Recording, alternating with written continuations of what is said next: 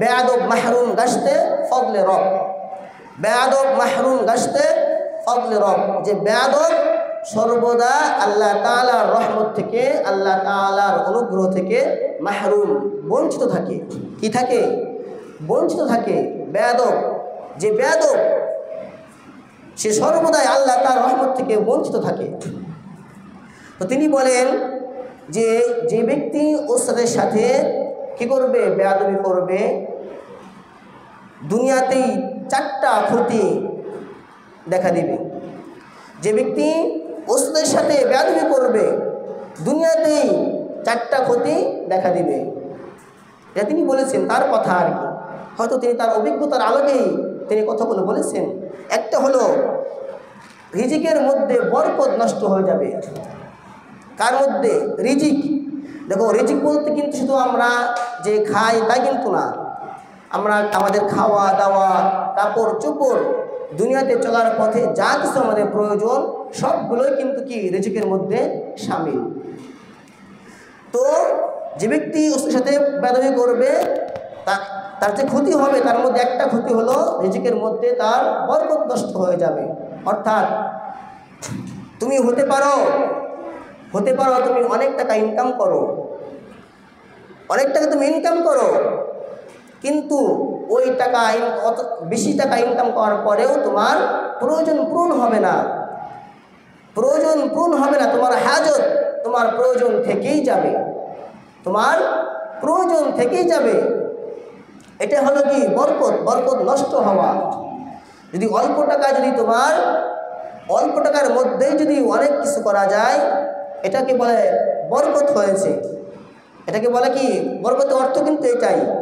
বরকতের অর্থ এটা যে অল্প সময়ে বেশি কাজ করা, অল্প টাকায় বেশি হাজত, বেশি প্রয়োজন পূরণ করা, এটা হলো বরকতের অর্থ।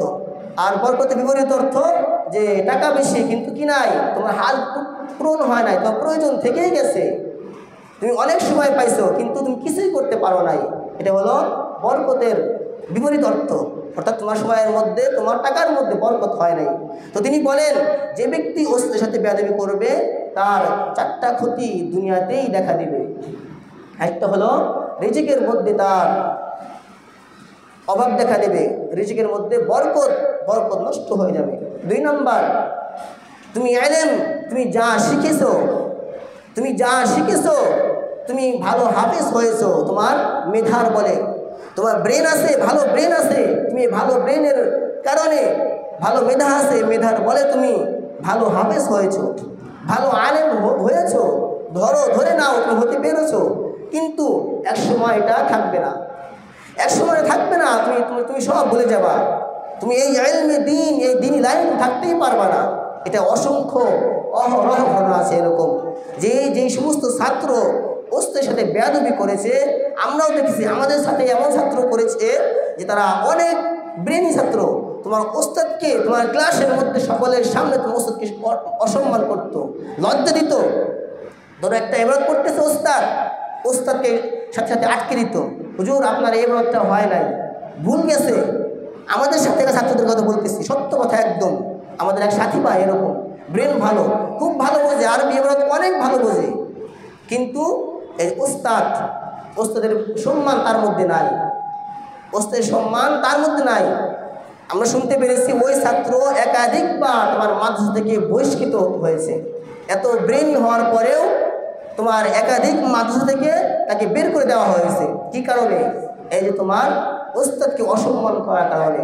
আমাদের সামনেই 2-3টা হুজুরকে সে অসম্মান করেছে। কিসের কারণে? সে একটু তার মেধা আছে, সে ভালো বুঝতে পারে, ভালো কিতাব বোঝে, এই কারণে তার ওস্তাদকে ক্লাসের সামনে, অন্যান্য ছাত্রদের সামনে লজ্জা দিয়েছে। কয়েকদিন পরে ওই ছাত্র থাকতে পারে নাই, কয়েকদিন পরে ওই ছাত্র বিদায় নিয়ে চলে গেছে, তাকে বের করে দেওয়া হয়েছে।